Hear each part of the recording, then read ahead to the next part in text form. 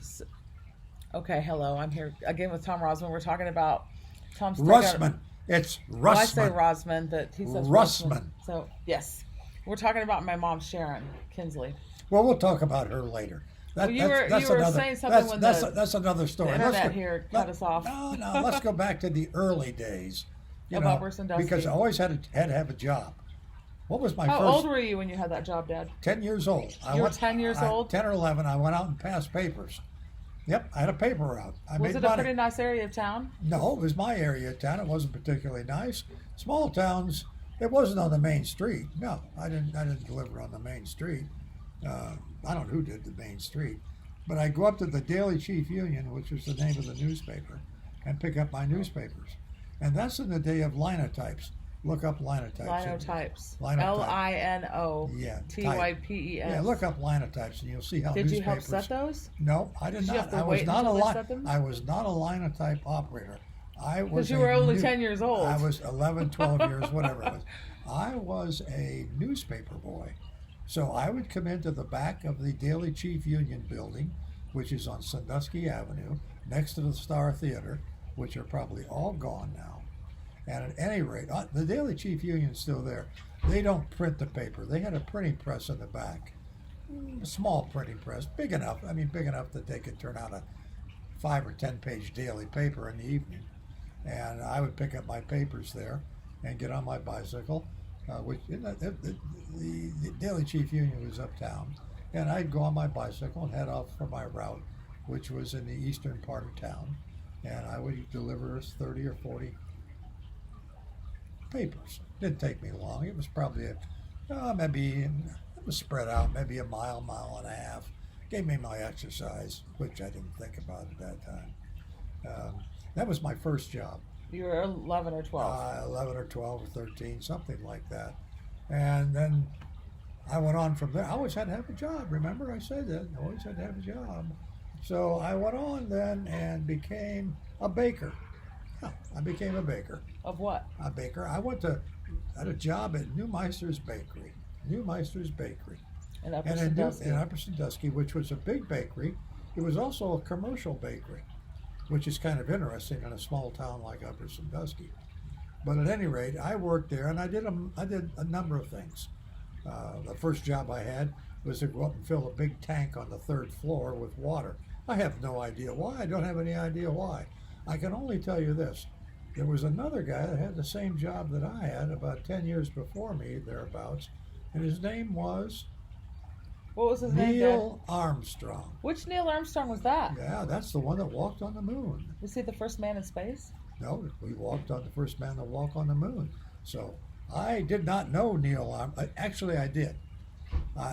Your mother and I, Sharon, went to Harrisburg, Kentucky for their bicentennial. For some reason, she wanted to go, and Neil Armstrong. That was when I was like a little girl. Little girl, yeah. And she wanted to get Neil Armstrong's autograph. And I said, look at all the people up there. There's no way I can get up there and get his. You've got to get it. You know your mother. So I was there with I said, well, there's one trick that I have. And there was a whole host of people after he finished his talk. It was very crowded that day, if I could interject. Yeah, very. I was a little small person, and it was scary. So many people. So I said, how in the hell am I going to get his attention? Because I was about 15, There was 20 so many people back. that day. Yeah, it There was were a hundreds of people huge packed because together. Neil Armstrong was still a well-known figure. It was only because a few he walked years on the after moon. it. He walked on the moon in like July 3 of years after 1969. No, July of 1969. It was 3 years after that. No, it was 5 years. July of 1969. So, knowing that he'd worked at Neumeister's Bakery and had lived in Upper Sandusky for a period of time, he was actually born in a place called Wapakoneta. Ohio, Wapakoneta. And he was then, at that time, he was a professor at the University. He was a professor at the University of Cincinnati. He did not like to give speeches. He did not like to be in crowds. He liked to be by himself. But at any rate, he came out this day and gave this talk.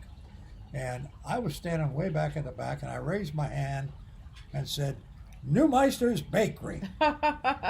And I yelled it a couple of times, and you could see he was looking around. Who in the hell is yelling Meister's Bakery? And I said, me. And he said, come on up. So I went up there, and I got his autograph for your mother. We still have the program with his autograph, and we looked it up on the web, and we found out it's worth about $1,000. That's not That's bad. amazing. I put that in my pocket, and your mother put it in her purse and took it home, and she saved it. So that's $1,000 right there. Thank you. But you're both from the same area of the country, like literally miles apart. Yeah, he was older than I. Neil was older. A lot than older. I was. Well, cool. I used to always tell people that Neil Armstrong and I had the same job, and they You said, did, actually. were you a fighter pilot, a spaceman? No, I worked at New Meister's Bakery, and that's the same job that he had before I had it. You both made donuts, huh? Yeah, we made donuts at the bakery, and I used to bake buns back in the big oven, which had a big circular conveyor belt that brought the buns around and around. I don't know how deep it was. It was quite deep. And when they got that golden brown appearance on them, you'd take a shovel in and start taking them out. A flat shovel about The buns? this big. Yeah, They didn't fry them? Take them out. No, the buns were baked. No, the donuts were fried. Donuts were terrible. You had to glaze the donuts. They were not terrible. And the donuts came out, well, they were wonderful donuts. They came out extremely hot. And they go into this big vat, which had the coating, the icing stuff that you see on the donuts. It's the sugar stuff. And you go in and they dump them in there, and you had to pick them out and put them on a rack so they would drip off. God darn donuts were hot as hell. They burned your fingers if Ow. you didn't do it fast. Yeah, that's what I had a job there. And you were how old? Probably 14. All right. Yeah, I had a job there. Well, great. So we've covered some of your early life in Upper Sandusky, and we're going to do this over a series of weeks and months when I visit my dad in Kentucky or wherever we go. Oh, I forgot to mention And to you, in yes. case you don't do Chris math is- well like Chris I is- don't. I do math pretty darn well, Dad. You know, I do calculus. No, before I'm breakfast, telling you, so whoever looks at this, lots of people do math really well. So anyway, I'm 82 years old, so yes, and I you're still doing have great. my faculties. Yes. Thank goodness. Thank you. So we're going to do another one here soon. And I This is our didn't first retire two from the medical installments. school until I was 50 years old. 50 years service. You had 50 years of service. 50 years of service. So you were actually 80 years old when you retired from the I was University 80 of Kentucky years old Medical when I Center. retired, and some of my colleagues thought I should have retired 50 years ago. Most likely. Well, their minds will be changed once they see this amazing video. So we've now completed a little bit of your early days in Upper Sandusky, and we'll come back. I did not keep my own console. I let them know what I think. Thank goodness. That's tough. We got to leave a little bit sometimes. for later. We're going to eat dinner. My brother's making some amazing hamburgers, and we're going to say goodbye until the next chapter. Bye. Thank you.